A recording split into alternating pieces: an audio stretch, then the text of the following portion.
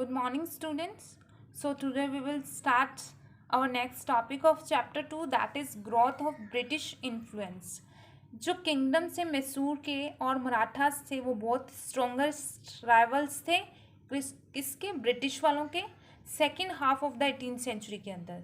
So British ने Wars शुरू कर दी मुगल्स और मराठा के साथ में. जो मैसूर थे और मराठास थे उनके अगेंस्ट वॉर्स स्टार्ट कर दी. सो वॉर्स विद मैसूर. हैदर अली जो थे और टीपू सुल्तान थे वो बहुत ही पावरफुल रूलर थे मैसूर के, जो कि ब्रिटिश को बहुत ही ज़्यादा अपोज करते थे, उनके खिलाफ खड़े हुए. सो मैसूर का जो एक लार्ज पार्ट था वो स्पाइस ट्रेड के अंदर आता था. टीपू जो थे पर्टिकुलरली वो ब्रिटिश के साथ में कोई भी ट्रेड नहीं करना चाहते थे. So he was also close to the French, और जो टीपू थे वो फ्रेंच के बहुत ही क्लोज थे, जो कि ब्रिटिश बिल्कुल पसंद नहीं करते थे. सो बिटवीन 1766 एंड 1799 में जो 4 वॉर्स हुई थी वो हुई थी किसके बीच में? ब्रिटिश और मैसूर के बीच में. सो इन 1799 during the course of the 4th Anglo Mysore war British जो थे वो हार गए थे. सो ब्रिटिश जो थे उन्होंने टीपू सुल्तान को हरा दिया था. So he proudly declare that it was better. बाद में टीपू ने क्या कहा था? टीपू सुल्तान जो थे उन्होंने बोला कि it is better to die like a soldier. ये अच्छा है कि एक सोल्जर की तरह मरे than to live a miserable dependent on the infidels. कि किसी और पे, काफिरों पे रहना से अच्छा है कि आप एक सोल्जर की तरह मरो. So in the list of the pensioned rajas और नवाब जो थे, टीपू जो थे वो डाइड हुए थे इन 4th में 1799 को while defending the capital Srirangapatnam. So next जो थी वॉर विद द मराठास में, मराठा जो थे वो वीक हो गए थे after the defeat in 3rd battle of Panipat in 1761. जो पेशवा थे वो हेड थे मराठास के कॉन्फिडरेसी में. कॉन्फिडरेसी का मीनिंग होता है एग्रीमेंट. सो ब्रिटिश जो थे और मराठा जो थे उन्होंने 3 वॉर्स लड़ी हैं आपस में. जो 3rd एंग्लो मराठा वॉर थी 1817 से लेके 1890 के बीच में, उन्होंने पूरा के पूरी मराठा पावर को डिस्ट्रॉय कर दिया था कम्प्लीटली. बाद में पेशवा जो थे वो एग्जाइल्ड हो गए थे नॉर्थ इंडिया से, उन्हें बाहर निकाल दिया गया था. And his territories were taken over by the British. और बाद में उनकी जितनी भी एरियाज से वो ब्रिटिश को दे दिए, अपने कंट्रोल में ले लिया. अदर मराठा चीफ जो थे उन्हें भी फोर्स किया गया था अपनी टेरिटरीज देने के लिए, और बाद में वो अपनी आर्मी भी नहीं रख सकते थे. सो एक्सपेंशन अंडर लॉर्ड वेल्सले. इन 1798 लॉर्ड वेल्सली जो थे वो गवर्नर जनरल बन गए. उन्होंने बहुत सारी टेरिटरीज एरियाज को अपने अंडर लिया. बाद में सिस्टम ऑफ सब साइड्री अलायंस बनाई, सहायक गठबंधन भी किए उन्होंने, और आउटराइट वॉर्स भी लड़ी. सो सब साइड्री अलायंस के अंदर क्या आती है? ये सिस्टम होता है forming subsidiary alliance was a very clever move by the British to take advantages of rivalry among the Indian rulers.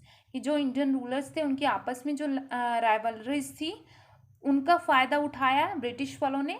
उन्होंने छोटे छोटे गठबंधन बनाए, सब साइड्री सहायक गठबंधन बनाए, और they ask the ruler to accept the paramountcy of the British. जो उन्होंने क्या कहा रूलर्स को कि आप हमारे बातें मानिए एंड साइन अ सब साइड्री ट्रीटी विद दैम. और बाद में उनके साथ में एक ट्रीटी भी साइन की उन्होंने.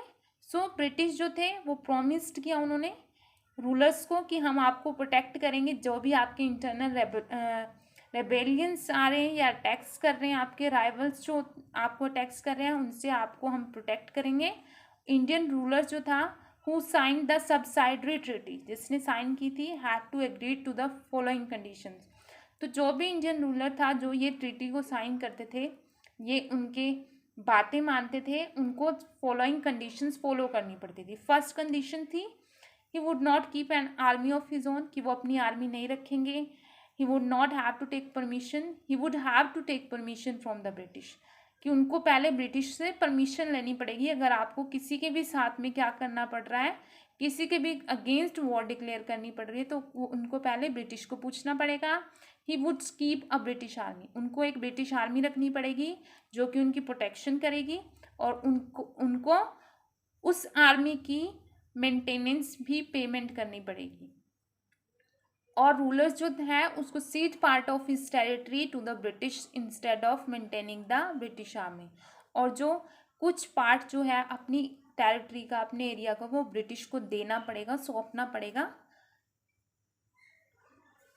सो ये वाली कंडीशन जो थी वो फॉलो करनी पड़ी थी रूलर्स को।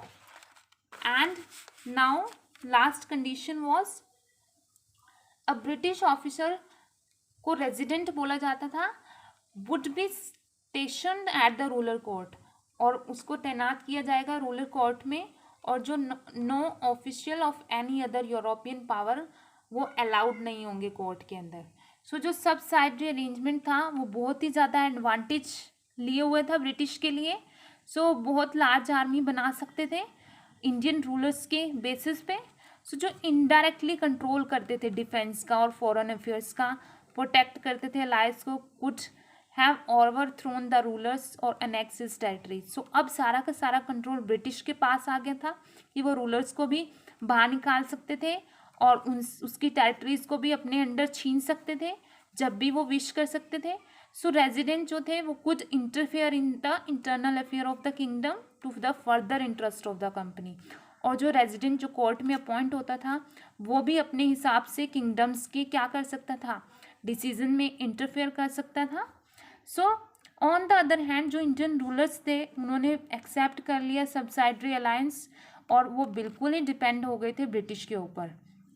बाद में वो बिल्कुल भी अपने डिसीजन नहीं ले सकते थे इंडिपेंडेंट, और जो हाई कॉस्ट होती थी, बहुत ज़्यादा इनकम लगती थी ब्रिटिश आर्मी के ऊपर, और जो कॉन्स्टेंट डिमांड होती थी रेजिडेंट्स की, उनकी सारे के सारा जो ट्रेजर था, वेल्थ थी, वो उसी में चली गई। बाद में कंपनी ने साइन की first subsidiary treaty with the Nizam of Hyderabad. First जो ट्रीटी थी वो साइन हुई थी निज़ाम ऑफ हैदराबाद में इन 1798 में। इन 1801 में नवाब ऑफ अवध ने भी साइन की थी same territory. Peshwa Bajirao two ने भी साइन की थी ट्रीटी इन बेसिन इन 1802 में। बाद में चीफ ऑफ राजपुताना ने भी एक्सेप्ट कर लिया था सुप्रीमेसी ऑफ ब्रिटिश, और उन्होंने भी सेम ट्रीटीज पे साइन कर लिया था। सो इस तरह से जो ब्रिटिश, उनके पास पूरी की पूरी सुप्रीम पावर ब्रिटिश बन गए थे इंडिया की। So we will finish at this topic.